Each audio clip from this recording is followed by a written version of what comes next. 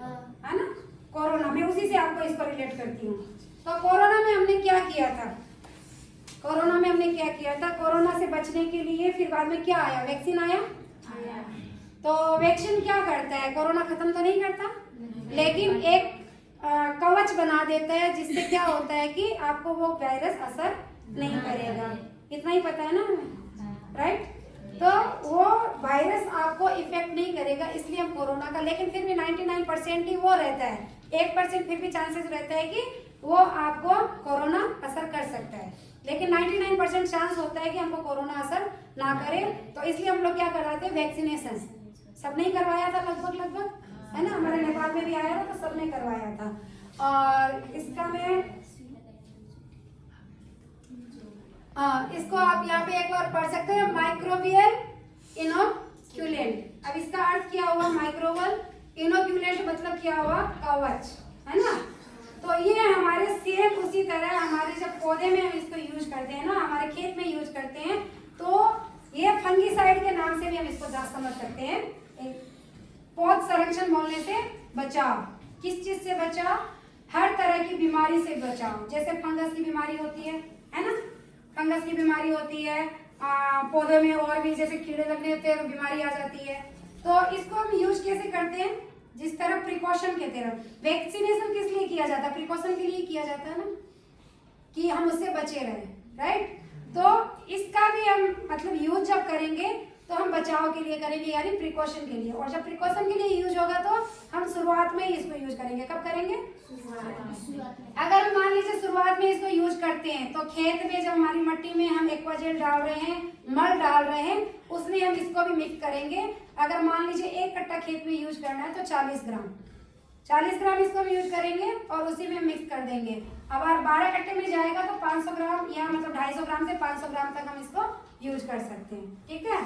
इसको यूज करने से फायदा क्या होगा, ये हमारी मट्टी को, जैसे हम वैक्सीनेशन से अपना खुद का कवच बना लेते बॉडी में कि हमको कोरोना वायरस इफेक्ट ना करे, वैसे ही ये मट्टी में एक लेयर तैयार करेगा कि आपको कोई भी तरह की बीमारी ना आने दे, है ना। और इससे अगर हम सीड ट्रीटमेंट करते हैं, सीड ट्रीटमेंट जैसे मैंने शुरू में भी बताया कि एग्रीह्यूमिक और ये मिला के सीड ट्रीटमेंट किया जाता है। तो इसको जब हम सीड ट्रीटमेंट कर देंगे, 1 किलो बीज में 5 ग्राम अगर हम डालते हैं इसको, तो ये बीज के चारों तरफ भी क्या करेगा, एक लेयर बना देगा जो आपको कोई बीमारी ना लगने दे। तो वैक्सीनेशन किस लिए, प्रिकॉशन के लिए है ना, तो ये भी प्रिकॉशन के लिए है। तो इसका मतलब ये नहीं है कि ये अगर हम डाल दिए तो कोई भी तरह की बीमारी नहीं आ सकती। हो सकता है कोई प्रकोप हो, कोई ज्यादा प्रॉब्लम हो तो बीमारी आ भी जाए, ये हम बचाव के लिए डाल रहे हैं। अगर बचाव के लिए डाल रहे हैं तो बीमारी आ भी जाए, तो इसको हम फिर कैसे यूज करेंगे। मान लीजिए ऑलरेडी फंगस की बीमारी आ चुकी है, ठीक है, तो इसको हम बीमारी आने के बाद पहले हम इसका मतलब मान लीजिए बीज उपचार किया, भूमि उपचार किया, दोनों में हमने यूज किया ताकि बीमारी ना आए। बीमारी नहीं आई सबसे अच्छी बात है, लेकिन किसी कारणवश कोई प्रॉब्लम आ भी गया तो इसको हम अगर एक स्प्रे, इसका हम 2 स्प्रे करवाएंगे। पहला स्प्रे मान लीजिए मैंने आज करवाया, आज क्या है, थर्सडे है, तो अगला स्प्रे मेरा इसका जाएगा वेडनेसडे को। अगर हमने हफ्ते में 2 बार इसका फिर स्प्रे करा दिया तो हम उसको कंट्रोल भी कर सकते हैं, ठीक है ना। तो और बाकी अगर कीटनाशक डालना है तो हम बाजार का ही यूज करेंगे, क्योंकि ये कीटनाशक नहीं है। हमारे वेस्टेज प्रोडक्ट में कोई भी ऐसा कीटनाशक प्रॉब्लम है ही नहीं, ये सब ऑर्गेनिक प्रोडक्ट है, इसमें किसी तरह का केमिकल नहीं है। तो इसमें भी कोई, तो ये एक आप मतलब वैक्सीन वाला चीज समझिए कि ये प्रिकॉशन के हिसाब से काम करते हैं। ये बीमारी को लगने से बचाएगा, है ना, पौध संरक्षण मतलब पौधा की रक्षा करेगा, है ना, बीमारियों से। और इसमें कई तरह की बीमारियां जैसे आती है, मैं आपको दिखाती हूँ। जैसे ये देखिए, जैसे ये क्या चीज का पत्ता है बताएंगे आप मुझे, धान, राइट। तो धान के पत्ते में ऐसे व्हाइट ये मतलब कीड़ा लगने की आती है प्रॉब्लम, हाँ, तो इस तरह का प्रॉब्लम हुआ। ये गेहूं का पत्ता हुआ, इसमें देखिए पूरा ब्राउन लीफ हो गया ना पूरा। और ये आपको इसका मूंगफली का पत्ता है, इसमें इस तरह का काला काला कलर का कीड़ा लग जाता है। और इसमें आपको ये देखिए कपास का पत्ता है। तो सिर्फ इतना ही नहीं, बहुत सारी बीमारियां हैं, ये सिर्फ मैंने आपको सैंपल दिखाया है कि इस तरह की बीमारियां होती है। अगर हम इसको स्टूडेंट प्रोटेक्शन के हिसाब से यूज करते हैं तो ये कहीं ना कहीं हमें हर बीमारियों से बचाने का काम करता है। और डोजेस की मैं बात करूं तो जैसा कि मैंने आपको बताया ही है 500 ग्राम 1 kg आपको ये पूरा मतलब 1 एकड़ खेत यानी 12 कट्टा में 500 ग्राम हम इसको भूमि उपचार में डाल सकते हैं। और जब बीज उपचार करेंगे तो बीज उपचार में हमारा 5 से 10 ग्राम जाएगा सीड ट्रीटमेंट में।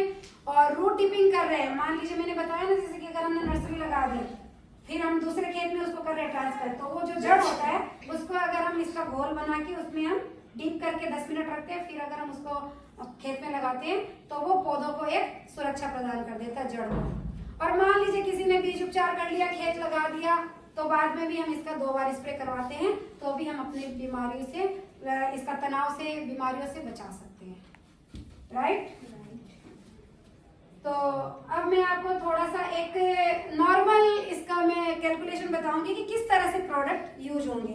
ठीक है, तो जैसा कि आप देख रहे हैं ऊपर में क्या है, सॉइल एप्लीकेशन प्रिपरेशन ऑफ ए, मतलब जब भूमि उपचार हम कर रहे हैं तो 1 एकड़ यानी मैं 12 कट्टा के हिसाब से बता रही हूँ। ठीक है, 12 कट्टा के हिसाब से आपको ह्यूमिक ग्रेनुअल जाएगा 5 kg जो कि मैंने मल बताया था, 500 ग्राम प्रोटेक्ट और एग्री एक्वाजर 1 kg। तो ये हो गया सॉइल एप्लीकेशन हम 1 एकड़ के हिसाब से। दूसरा स्टेप हमारा आता है सीड ट्रीटमेंट। सीड ट्रीटमेंट हम करेंगे तो एग्री ह्यूमिक 5 ml और एग्री प्रोटेक्ट 10 ग्राम। ठीक है, 1 kg बीज के हिसाब से। और तीसरा स्टेप हमारा आता है जब हमारी क्रॉप्स कम से कम 5-6 लीव निकल जाती है, 20 से 25 दिन की हो जाती है, तब हमारा स्प्रे जाएगा। अगर हम स्प्रे करते हैं तो हमारा एग्री ह्यूमिक जाएगा 30 ml ये 15 लीटर के टंकी के हिसाब से, 20 ग्राम एग्री गोल्ड और 5 से 10 ml एग्री 82। और मान लीजिए कि हम ड्रेंचिंग करवा रहे हैं तो फिर हम उसमें जैसे मैंने बोला यूरिया के साथ हम इस पर उसमें छीट भी सकते हैं ना, तो हम उसमें ये दाना वाला भी यूज कर सकते हैं दोबारा वाला स्टेप में। अब स्टेप 4 आएगा 20 दिन बिफोर फ्लावरिंग।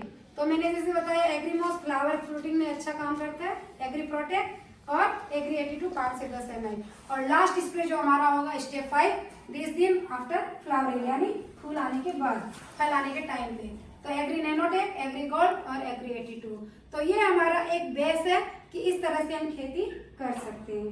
राइट, तो ये प्रोडक्ट हमको किस तरह से यूज करना है इसका टोटल आपको इसमें, और इसके अलावा आपके कोई भी क्वेश्चन है तो अब आप मेरे को पूछ सकते हैं।